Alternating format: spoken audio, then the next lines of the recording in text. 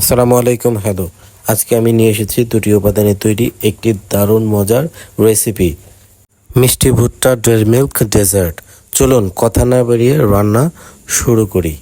একটি প্যানে dairy milk দিন, ভুট্টা দিন, পরিমাণ মতো হালকা একটু চিনি দিন,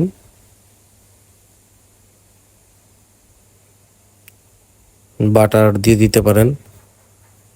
আমি একটু বাটার দিয়ে দিলাম, চুলাটা জ্বালিয়ে নিলাম। 1 চিমটি দারচিনি গুঁড়া লাগলে দিতে পারেন। মাঝারি আঁচে নাড়তে থাকুন। মিশ্রণটি ঘন হয়ে গেলে ঢেকে দিন 3 থেকে 4 মিনিট। মাত্র 2টি উপকরণে তৈরি দারুণ একটি মজার খাবার। বাচ্চা বুড়ো সবাই একবার খেলে আবার চাইবে।